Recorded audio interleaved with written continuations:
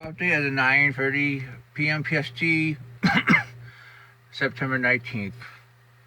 Uh, Fiona has strengthened. It's just below major hurricane strength. They found at flight level 104 knots at 8,000 feet.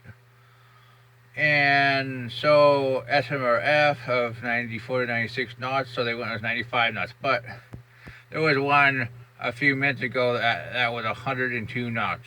So this could be close to a cat free hurricane, our first major hurricane of the season. We can show you the satellite image of Fiona.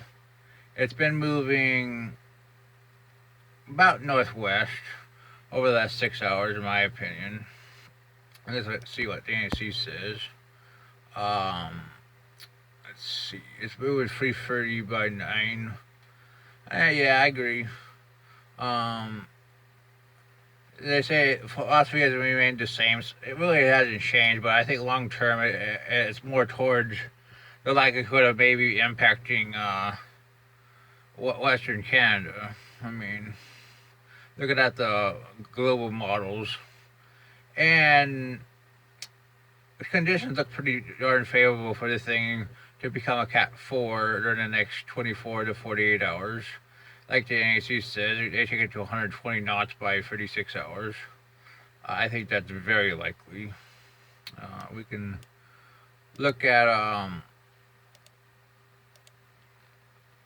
its track, and the NAC also agrees it does impact Western Canada as a actually tropical, maybe even a hurricane. I mean, very likely. Um, just to the west of Bermuda and Thursday night, which is in line with all the models. So yeah, this thing will have quite a bit of impact on land. Let's be honest. Look at the GFS enablers. Now, 952 for an impact on Canada. I mean, probably a cat free. I mean, and probably even stronger than it will be when it comes close to Bermuda. I mean, intensity agrees generally with a Cat 4. We kind of agree with this philosophy. Here's another view of it. Now we're going to look at our other named storm because we like to talk about named storms first. Madeline is in a general decline. It is down to 45 knots. It's moving 285 by 7 knots. And west-northwest would mostly expected during the next few days, and it will be weakening and becoming an extratropical system within 36 hours.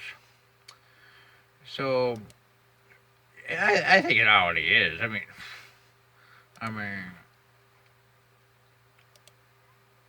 definitely spinning down. And here we go. Next, we have 97L, which has become lots better organized. Well-defined LSC. An ASCAT last night showed a closed LSC with convection. This thing looks like a depression already. I mean, this thing definitely has a pretty good chance.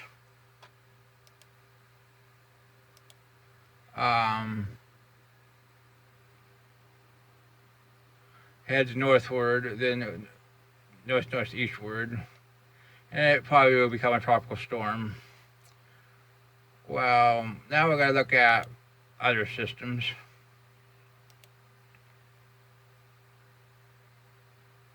We got a system forming off Mexico. This system right here has a decent chance of developing. Models say it does. It has 30% based on the NHC. We'll head northwestward along the Mexican coast. So, yep. Here's the GFS. Here's 97L. Let's go 72 hours. Here's 97L, 1008. Probably a tropical storm then. Here's the Caribbean system we're going to be watching, which is probably this energy right here. Gonna head westward into the Caribbean. Has a pretty good chance based on the models right now. and the GFS at 72 hours, 999 millibars. 99 millibars, 96. Our other system off the Cape Verdes has been persistent within the models. 997 at 120 hours. Fiona hits Canada. 97 is a 1001 tropical storm. The Cape Verde system weakens. We're only going to go at 144 hours. 978 at 144 hours for our Caribbean system. 97 Gaston probably is heading out to sea. Looks like CMC shows the Cape Verde system, the Caribbean system at 144. Let's go back to 126. 1004 kind of shows two systems for the Cape Verdes.